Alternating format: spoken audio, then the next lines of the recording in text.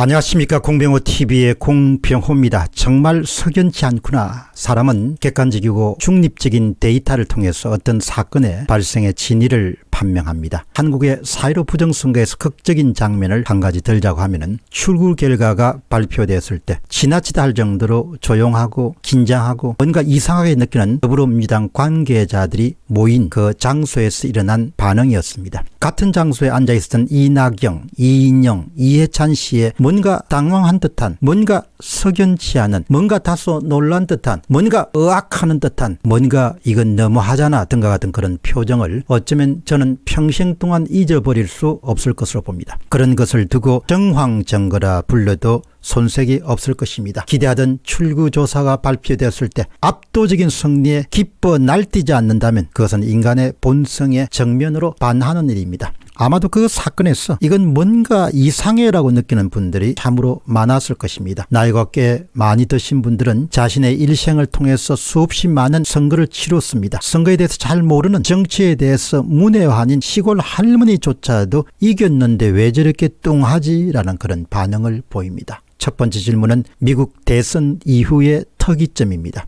미국 주류 언론들은 조 바이든 후보의 승리를 기정사실하기 위해서 안간힘을 다하고 있습니다. 그러나 실제로 지금 진행되고 있는 일은 거대한 부정선거의 실체적 진실을 향해서 조금씩 범죄자들과 공모자들을 조여가고 있다는 그런 판단을 하게 됩니다. 11월 19일 날 시드니 파웰 변호사가 공식적인 자리에서 미군에 의한 독일 서버 압수는 사실이라는 것을 확인해 주었습니다. 그동안의 추정을 일거에 그동안의 의심을 해소시켜주는 결정적 한방이라고 봅니다. 이미 트럼프 측은 서버 자료를 갖고 사건의 실체적 진실을 파헤치기 위해 노력해왔음을 확인할 수 있습니다. 따라서 주류 언론들이 헛소리라고 치부했던 트럼프 대통령의 트윗이 말해주는 숫자들이 그냥 한번 해보는 소리가 아님을 알 수가 있습니다. 트럼프 측은 도미니언 보팅 시스템사의 내부 고발인의 정언에 힘입어서 도미니언 보팅 시스템에 의해 저질러진 범죄 행각에 상당히 접근해 가고 있다. 그런 판단을 내리게 됩니다. 11월 19일 날 인터뷰에서 시드니 파웰 변호사는 도미니언 보팅 시스템의 역할에 대해서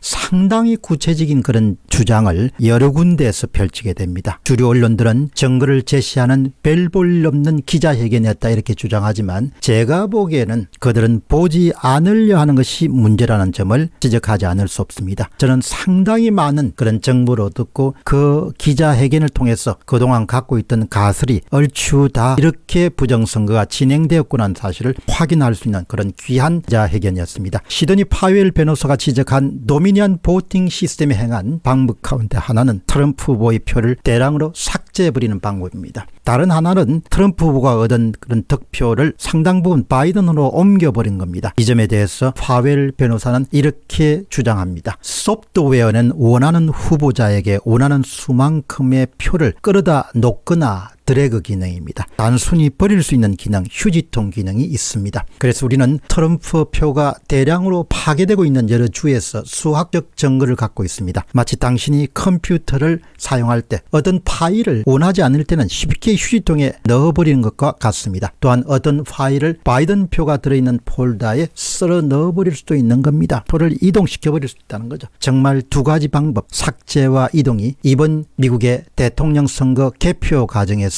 일어났습니다. 다음 질문은 범죄자들의 선택입니다. 우리 옛말에 도둑놈이 제발 저린다는 그런 말이 있습니다. 범죄 이후에 대개 범죄자들은 허둥대거나 불안해하거나 아니면 전에 하지 않은 그런 부주의한 그런 행동을 자연스럽게 드러내게 됩니다. 트럼프 팀은 도미니언 직원의 다수를 권하고 있습니다. 그런 근유에도 시간이 지체되어 범죄 행각이 완전히 세상에 드러나는 경우에는 가혹한 처벌을 면할 수 없다는 그런 경고가 담겨 있다는 것은 누구든지 알고 있습니다. 지금 링크드인과 온라인상에는 도미니언 보팅 시스템 소속 직원들의 대탈출이 가속화되고 있습니다. 11월 6일까지만 하더라도 240명 이상의 직원이 등록되어 있었습니다만 11월 21일 현재 140명만 남고 모두 자신의 신상에 관한 기록을 도미니언 홈페이지와 잡 사이트인 링크드인에서 삭제해버렸습니다. 주목하고 특이할 점은 삭제된 직원이 대부분 세르비아 국적의 소프트웨어 전문가들, 프로그래머란 사실입니다. 주목해야 될 점은 세르비아에서도 지난 6월에 치러진 선거에서 부정선거 시비가 강하게 일어났던 곳이고 디지털 조작 선거가 자행됐다는 그런 증거가 여러 곳에서 돌출했습니다. 여기 사용됐던 디지털 조작 방법은 한국의 4.15 총선과 아주 유사합니다. 다음에 한번 시간을 내서 세르비아 사례를 다뤄보도록 하겠습니다. 또한 세르비아에 집권한 정부도 유럽의 그 어떤 정권보다도 친중 색채가 강한 정부입니다. 차이나 게이트, 중국의 개입에 의해 부정선거가 자행됐고 그 결과로 친중 정부가 등장하였다는 이런 주장이 일각에서 거론되고 광범위한 지지를 받고 있는 상황입니다. 죄를 범하지 않았으면 허둥지둥 100여 명이나 되는 직원들의 신상을 왜 싹 없애버리겠습니까? 바로 이런 것들이 뭔가 잘못을 저질렀구나, 뭔가 범행에 가담했구나, 뭔가 문제가 있었구나 라는 것을 말해주는 정황증거라고 봅니다. 바로 이런 증거들이 4.15 총선 결과가 발표됐을 때 더불어민주당의 당사에 모인 사람들의 의악하는 그런 표정과 거의 같은 겁니다. 미국에서 함양한 도미니언 시스템의 직원 절반이 세르비아계라는 것은 상당한 의미를 갖고 있습니다. 시작부터 조작의 은폐가 쉽도록, 그리고 문제가 발생하더라도 그 꼬리를 잘라버릴 수 있도록 외국인에게 맡긴 것을 뜻합니다. 또한 누구든지 자국인에게 맡기는 보다도 외국인에게 맡기는 것은 은폐뿐만 아니고 내부 고발자의 등장을 방지할 수 있다는 점에서 대단히 탁월한 선택입니다. 한편 도미니언 보팅 시스템 측은 11월 20일 날 펜실베니아 주 의회에서 의원들 앞에서 도미니언 시스템에 대한 설명회를 진행할 예정이었습니다. 그러나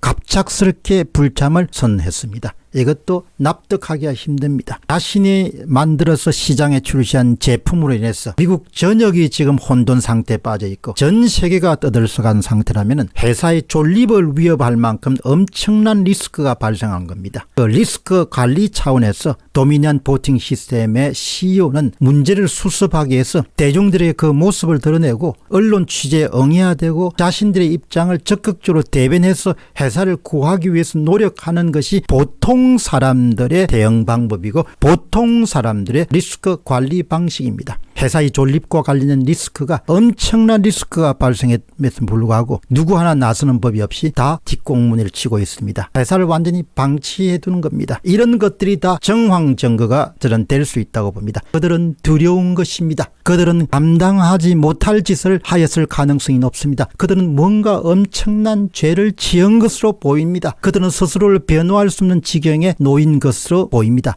그들은 침묵으로 이번 태풍이 지나가기를 간절히 바라고 있는 것처럼 보입니다. 그들은 알게 모르게 너무 큰 사건의 주모자나 공모자가 되어버렸음을 지금에서야 알아차리게 되었습니다. 수사가 진행되면 그들의 목줄을 점점 죄게 될 것입니다. 그들 가운데 많은 수는 아마도 감방으로 갈 수밖에 없을 것으로 봅니다. 미국 대선 부정선거 의혹이 불거져 나온 시점부터 우리는 차이나 게이트에 주목한 전문가들이 많았습니다. 트럼프 측은 확실하게 중국 개입을 이야기하지 않고 있습니다. 아주 조심스럽게 접근하고 있습니다. 그러나 가능성이 높은 등의 표현으로 중국 개입을 기정사실화해 나가고 있다. 그런 판단을 하게 됩니다. 결국 미국은 이번 사건을 외세에 의한 침략 차원에서 접근하지 않을 수 없을 것으로 봅니다. 외부 세력과 내부 세력이 정치적 이득을 갖고 공모해서 범한 사건으로 접근할 가능성이 아주 높습니다. 부정선거를 통해서 자신들에게 우호적인 정권과 대통령을 세우려는 동기와 정권을 장악하려는 내부 정치인들의 동기가 서로 화합하고 조화를 이룬 것이 이번 사건의 실체일 가능성이 점점 저는 높아져 가고 있다고 봅니다. 미국인들이 과연 이 사건에 눈을 감을지 의문입니다. 그래서 제나 앨리스 백악관 선임 법률 보좌관은 11월 19일 트럼프 법률팀의 기자회견에 말미에서 이렇게 강조합니다. 이것은 우리가 지금 선거 소송을 진행하는 것은 헌법 수호를 위한 전쟁입니다. 이런 말을 사용하면서 미국인들의 동참을 호소합니다. 앞으로 마치 굴비를 엮듯이 범죄자와 공모자들이 대거 구속되는 일이 있을지 두고 봐야 될 것입니다. 이것은 누구를 선호하고 선호하지 않고의 문제가 아니고 바로 정의의 실현과 민주주의의 구원이란 측면에서 우리가 접근할 필요가 있을 것입니다. 공병호 TV의